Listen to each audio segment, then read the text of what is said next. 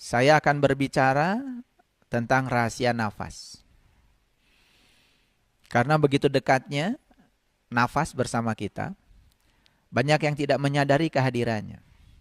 Sebetulnya nafas itu apa sesungguhnya? Yang paling dekat, yang paling berharga, yang tak terhingga nilainya. Karena harta kita yang paling tak terhingga nilainya, yang bersama dengan kita, itu adalah nafas. Karena begitu kita sudah kehilangan nafas, maka tubuh kita pun hanya seonggok daging. Semua organ-organ tubuh kita juga tidak berfungsi. Mata kehilangan penglihatannya, walaupun matanya masih ada. Telinga kehilangan pendengarannya, walaupun telinga masih ada. Kaki kehilangan dayanya untuk melangkah, walaupun kaki masih ada.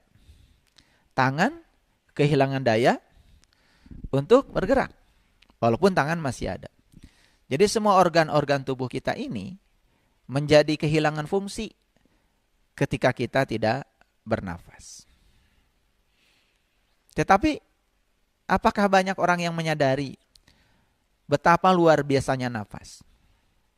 Bahkan ketika seseorang menyatakan, ini milik saya, ini punya saya, ini hasil saya, tepat pada saat dia kehilangan nafasnya, menghembuskan nafas yang terakhir, apa yang terjadi?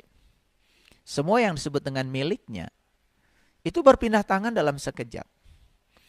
Jadi sebetulnya semua yang disebut dengan miliknya itu akan membersamai dia ketika dia masih bernafas. Nah, oleh karena itu maka saat ini saya akan berbicara tentang rahasia nafas. Mungkin dalam waktu singkat ini saya tidak akan terlalu dalam, tetapi saya akan membicarakan yang penting-pentingnya saja di permukaan sehingga kita punya kesadaran tentang nafas. Saya sering menyatakan orang kaya dengan kekayaannya bisa membangun rumah sakit.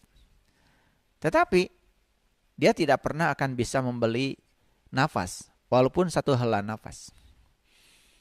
Jadi apa sesungguhnya nafas itu? Dan sejak kapan kita bernafas? Bahkan kalau saya sering bertanya ya, coba pikirkan sejak kapan kalian bernafas? Ini pertanyaan yang sederhana. Nafas bersama kita, membersamai kita, dan nafas itulah daya kehidupan yang membuat tubuh kita menjadi sangat energetik dengan nafas. Tapi kita tidak pernah bertanya, coba apa itu nafas dan sejak kapan kita bernafas? Kita abai terhadap semua ini. Kenapa? Lagi-lagi, karena kita tidak hidup berkesadaran. Oleh karena itu, maka di tangga yang kedua ini, saya akan berbicara tentang yang paling pokok dulu, yaitu rahasia nafas. Yuk kita perhatikan. Nafas itu apa sih? Sadari aja sekarang. Para sahabat sekarang sedang mendengarkan kajian saya, bernafas bukan? Kan nafas itu cuma masuk lewat hidung, tinggal beberapa saat di tubuh, keluar lewat hidung. Kan nafas itu secara alami begitu. Masuk, kemudian tinggal, keluar. Masuk, tinggal, keluar. Dari mana masuknya? Bukannya dari sini. Dari sini. Dari ruang kosong ini. Makanya kan semua makhluk mengambil kehidupan dari sini. Manusia mengambil kehidupan dari sini. Binatang mengambil kehidupan dari sini. Tumbuh-tumbuhan mengambil kehidupan dari sini. Semua kan mengambil kehidupan dari sini. Dari sini, dari ruang kosong ini. Hati-hati ya, napas bukan oksigen.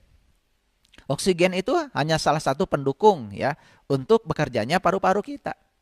Kalau napas oksigen, enak dong.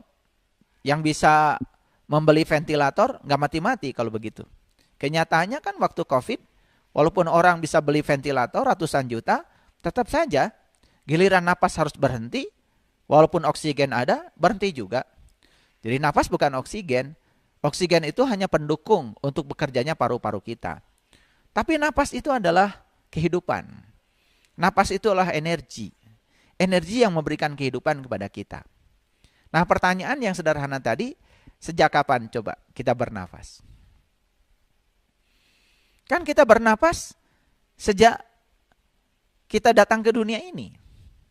Jadi waktu ketuban pecah, ya, kemudian kita keluar, kemudian diiringi oleh ari-ari, pada saat itulah kita bernafas. Pada saat di rahim ibu, ya di rahim ibu, kan sebetulnya semua organ tubuh kita diselimuti oleh ketuban. Telinga, mata, hidung, mulut, dan semua organ tubuh kita diselimuti oleh ketuban. Kan kita berenang dalam lautan ketuban. Dan ketika ketuban itu selesai menunaikan tugasnya, jadi rahim itu kemudian pecah dulu, ya dipecahkan oleh ketuban, kemudian ketuban keluar. Makanya kalau leluhur kita mengatakan ketuban itu adalah kakak kita. Sedangkan ari-ari itu adalah adik kita. Makanya kakang kawah, adik ari-ari. Jadi setelah pecah ketuban, itu kakak kita udah keluar, kan berikutnya kita keluar, diiringi oleh ari-ari.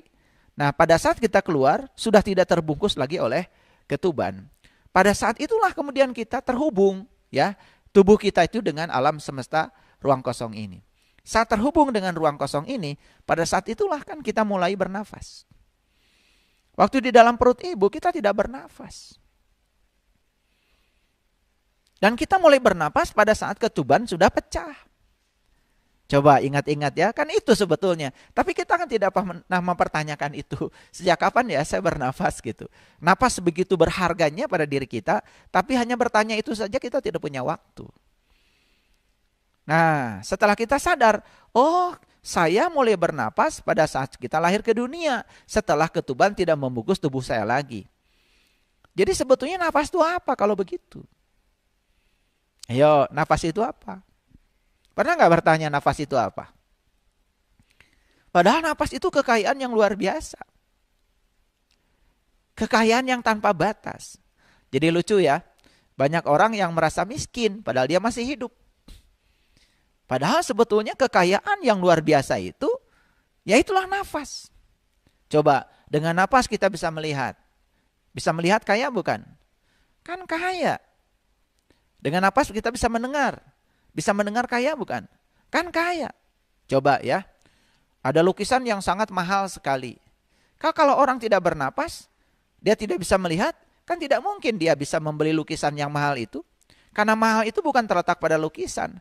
Mahal itu terletak pada kemampuan mata untuk bisa melihat. Kita tidak menyadari itu. Bahwa kekayaan itu ada di sini. Ada di sini, ada di sini, ada di sini. Dan di semua organ tubuh kita. Jadi nafas itu apa sesungguhnya? Coba pernah bertanya nggak para sahabat? Nah, untuk menjawab nafas itu apa, kita harus kembali ke belakang. Sebetulnya, kapan kehidupan itu ada pada diri kita? Kapan daya kehidupan ada pada diri kita? Yo, sejak kapan? Itu jelas sekali kan di Quran. Allah berfirman, ketika aku sudah selesai menciptakan tubuhmu, kan aku tiupkan ruhku. Jadi setelah Allah menciptakan tubuh ya, dari setetes air menjadi segumpal darah, segumpal daging, kemudian tulang belulang dan dibungkus dengan daging, lalu menjadi sempurna. Setelah sempurna tubuh ini, baru Allah mengatakan, aku tiupkan ruhku. Jadi yang ditiupkan Allah kepada diri kita itu bukan ruh kita, tapi ruhku. Ruhnya Allah. Jadi apa ruh itu? Kan ruh itu bagian dari dirinya Allah, ya, yang ditiupkan kepada kita. Percikan dari dirinya Allah. Jadi kalau Allah itu adalah lautan yang tanpa batas, ya kira-kira kita ini adalah satu tetes. Ya, jadi sebetulnya tetes kehidupan yang diberikan kepada kita itu adalah pinjaman kehidupan yang diberikan sementara waktu kepada kita. Itulah daya kehidupan. Tapi saat kita di rahim ibu, ya, daya kehidupan ini ya tersendiri. Jadi sebetulnya ya, yang disebut dengan daya kehidupan yang namanya ruhku itu kan bagian dari dirinya dia yang dipinjamkan kepada kita. Nah, setelah kita datang ke dunia ini, ya, kemudian tidak tertutup oleh ketuban, saat itulah kita bernafas. Jadi nafas itu apa? Nafas itu adalah penghubung antara, ya, ruh. Istilah ruh itu adalah bagian dari dirinya yang ditiupkan ke dalam tubuh, penghubung antara ruh yang ada dalam diri kita dengan semesta yang tanpa batas ini. Makanya coba perhatikan, kan nafas itu dari sini masuk ke dalam, tinggal sebentar, keluar. Dari sini masuk lagi ke dalam, tinggal sebentar, kemudian keluar. Dan suatu saat kita tidak akan bisa lagi, ya, tidak akan bisa lagi, ya, bernafas tepat pada saat kita sudah menghembuskan napas yang terakhir. Itu yang disebut dengan kematian. Kemana coba napas berhembus yang terakhir? Kan ke sini. Jadi apa sesungguhnya ini itu? Apa sesungguhnya ini itu? Nah, itu yang tidak pernah juga dipertanyakan oleh kita. Karena kita hidup tidak berkesadaran. Apa sesungguhnya ini? Kan ini adalah ruang kehidupan. Persis seperti ikan hidup di samudra. Ikan hidup di samudra kan mendapatkan kehidupan dari samudra. Nah, itulah ikan, bodohnya ikan. Dia mendapatkan kehidupan dari samudra, tapi dia masih tetap saja mempertanyakan di mana samudra. Padahal dia setiap saat mendapatkan kehidupan dari samudra, tapi masih mempertanyakan samudra. Sama seperti manusia, masih bertanya, ya, di mana dia? Padahal dia sekarang sedang memberikan kehidupan kepada kita. Dia bersama kita, dia meliputi kita. Bahkan dia sedang mengizinkan kehidupan itu masuk ke dalam diri kita.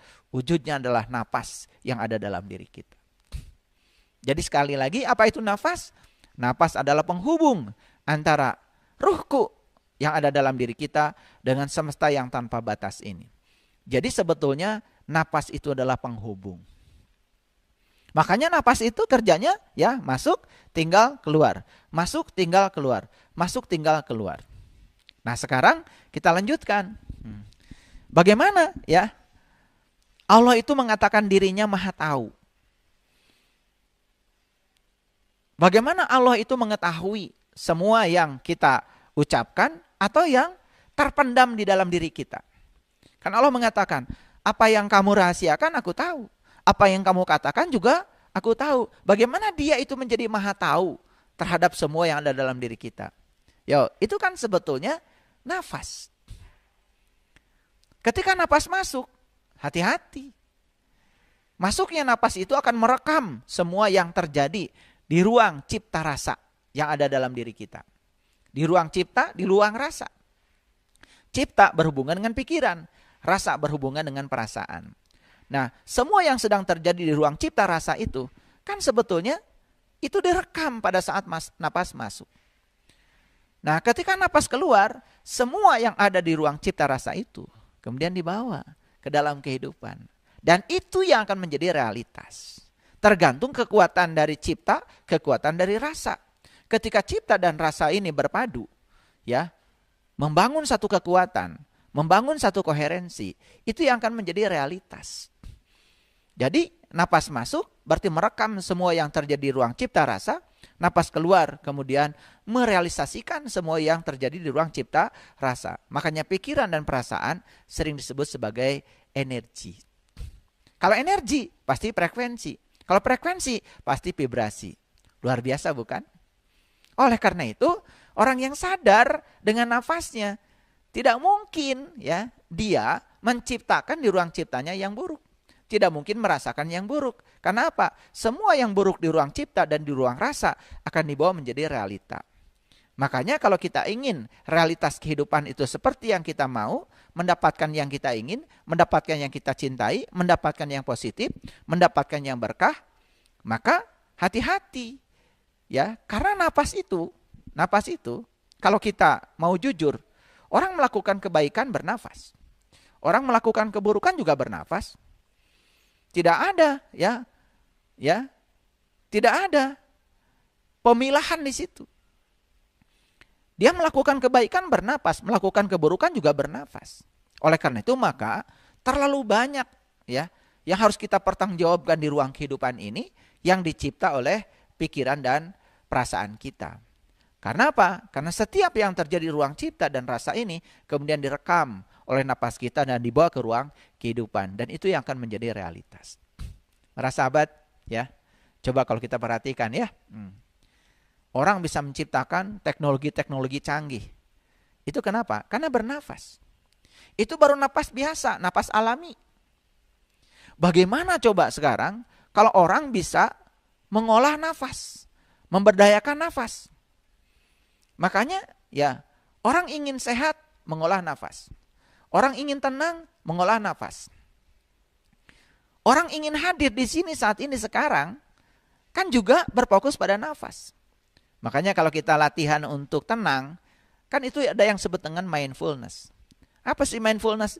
Mindfulness itu hanya memfokuskan pikiran pada nafas. Jadi tarik nafas dengan hitungan 4. 1, 2, 3, 4. Jadi saat tarik nafas itu jangan buru-buru. Ya, tarik nafas seperti ini.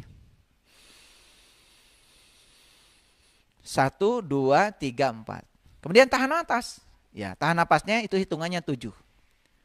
Jadi tahan nafas 1, 2, 3, 4, 5, 6, 7. Kemudian buang nafas hitungannya 9. Ya, buang nafas lebih lambat lagi.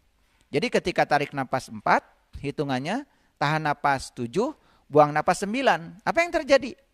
Kita selalu punya restan. Kita selalu punya resultan. Punya sisa.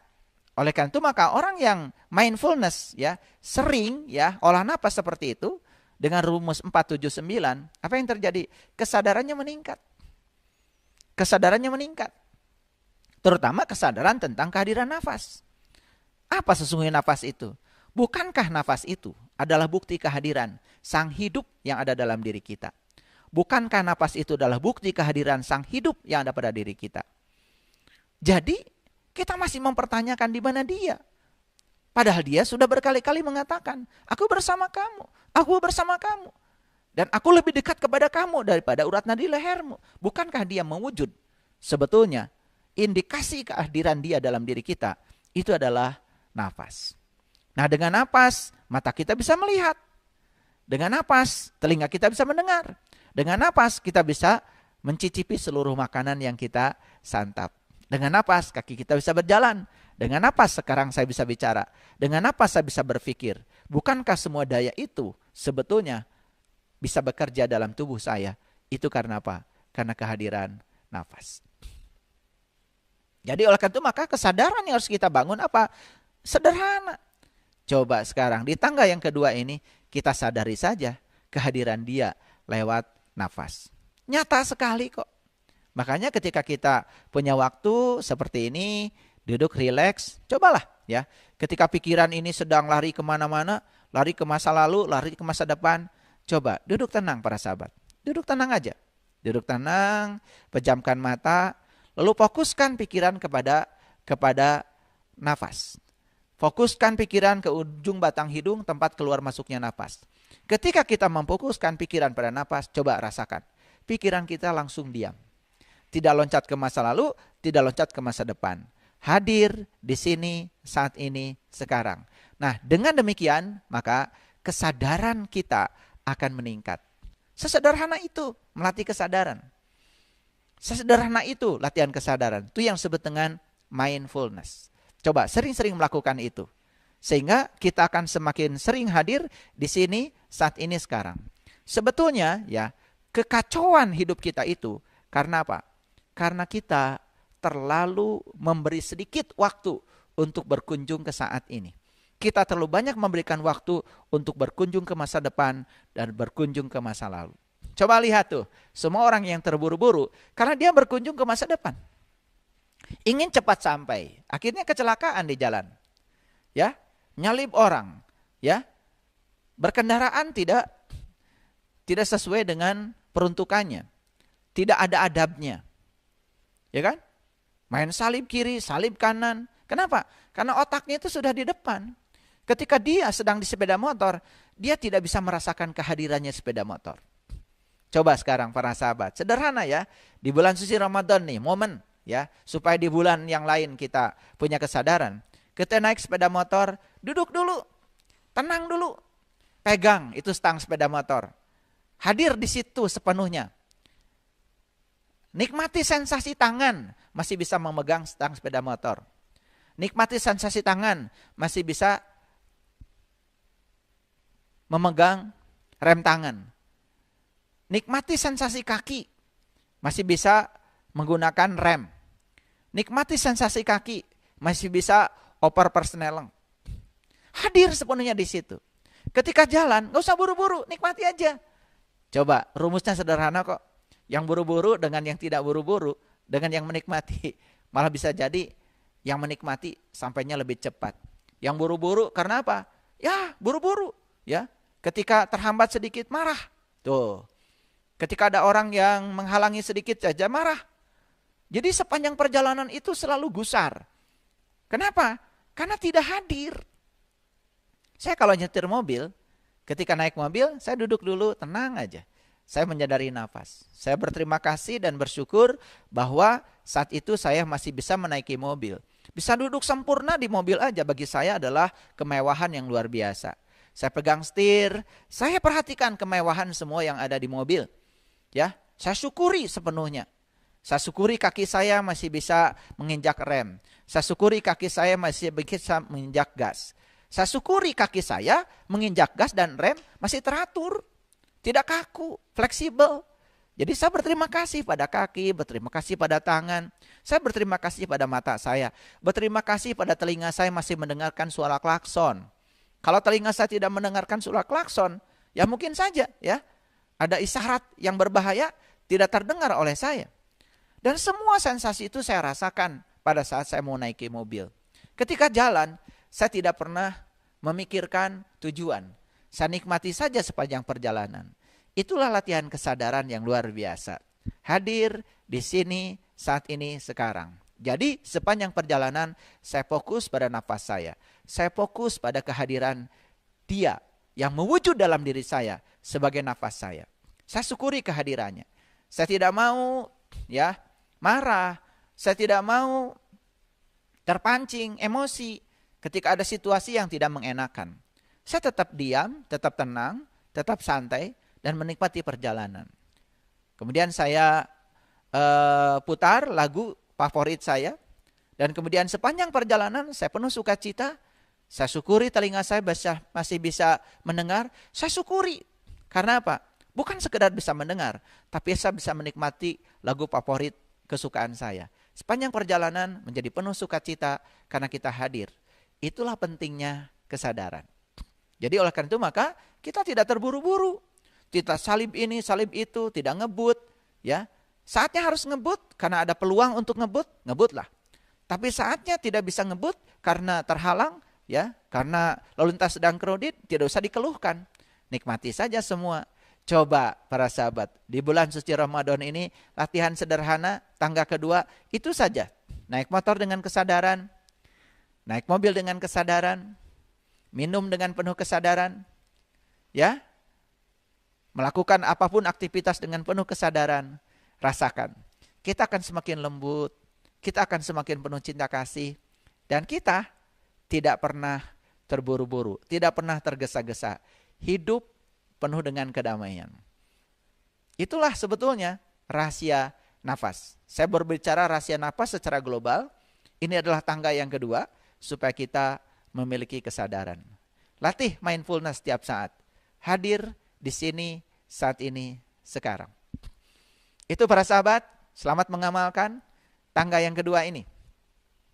Amalkan setiap hari. Lakukan itu dengan penuh kesadaran. Semoga kesadaran kita meningkat. Terima kasih. Assalamualaikum warahmatullahi wabarakatuh.